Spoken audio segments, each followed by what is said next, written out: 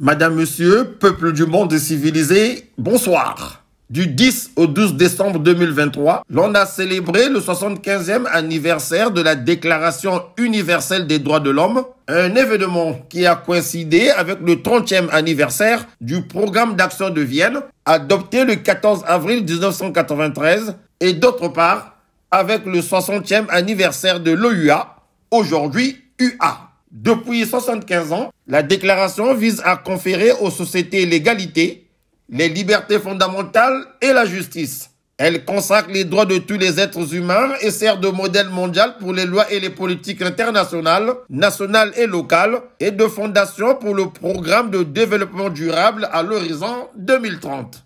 Ensemble, ravivons la Déclaration universelle des droits de l'homme, montrant comment elle peut répondre aux besoins de notre époque et honorer sa promesse de liberté, d'égalité et de justice pour tous. C'est dans cette optique que des intellectuels de la diaspora africaine à Genève se sont donné rendez-vous pour débattre à bâton rompu sur la thématique « L'Afrique à la croisée des chemins ».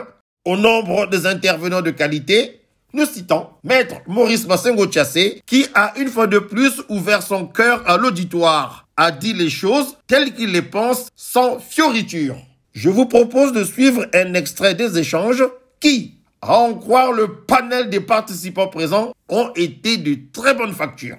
Monsieur Massengo est docteur d'État en droit public et il est récipiendaire du prix du Muammar Kadhafi et pour les libertés en Libye, et c'est ce qui lui a permis de penser à ouvrir pour les libertés en Afrique une radio-télévision, la première radio-télévision qui parlait des droits de l'homme, de la vulgarisation, parce que vous ne pouvez pas parler de vos droits et sans maîtriser les instruments.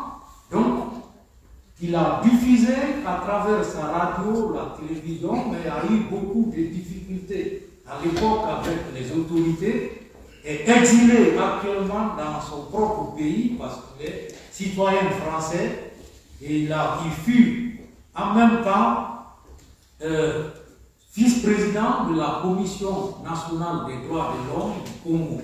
Et l'armée congolaise a débarqué nuitamment pour fermer sa radio il y a 5 ans de cela et détruit toutes ces installations, et lui-même il a fui pour traverser l'autre fleuve Bas-Congo et prendre le vol et regagner la France. Et merci, et il continue à militer, à travailler avec nous. Et donc c'est ça un peu l'Afrique. La parole est à toi. Il nous parlera un peu de la souveraineté des États et des sociétés transnationales en Afrique. Non, je pense que je ne pourrais plus parler de cela parce que nous n'avons pas suffisamment de temps. Nous allons le faire probablement pendant que nous allons prendre quelque chose. Il faut gagner du temps. Par contre, je voulais seulement dire que c'est un sujet important parce que lorsqu'on parle de la croisée des chemins, c'est vrai, le président de séance l'a bien dit, il a bien démontré, l'Africain a des outils. C'est la charte de l'OUA qui est devenue l'UA. Les textes sont clairs.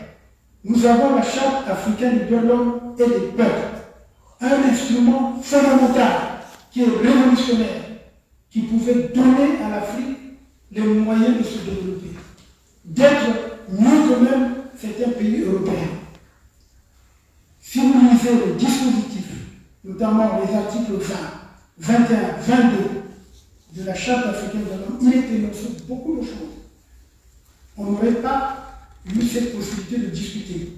Lorsque Mme Ndiaye parle de la rencontre avec Kofi Annan, mais nous on l'a rencontré. Parce que moi j'ai fait partie de ceux qui ont rédigé les statuts de la Cour pénale internationale. Donc, en 1998, à Rome, une réunion plénipotentiaire.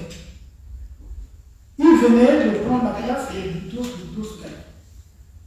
Mais je vous dis, c'est mon sentiment, c'est le secrétaire général le plus nul qui soit. Parce que ce n'était pas la peine de venir indexer les Africains alors qu'elle est à l'origine justement du chaos. Tous ces chefs d'État qui tournaient autour de lui, il les a encouragés à continuer les textes internationaux, notamment la Charte africaine de l'homme. Nous avons un tyran comme ça, ce qu'on appelle l'empereur. C'est lui qui va entêter tous les autres chefs d'État à changer le dispositif. Tout à l'heure, Tim a parlé du travail qu'ils ont fait sur la bonne gouvernance en Afrique dans le cadre de la francophonie. Mais on a piétiné cela. Ne pas changer la constitution, ne pas faire... Il y a beaucoup de choses.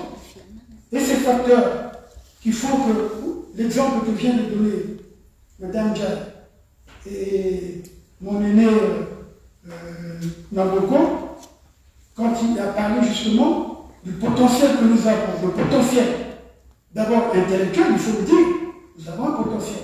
Et nous avons le potentiel également des ressources. Et ça va où? Qu'est-ce qu'on fait avec?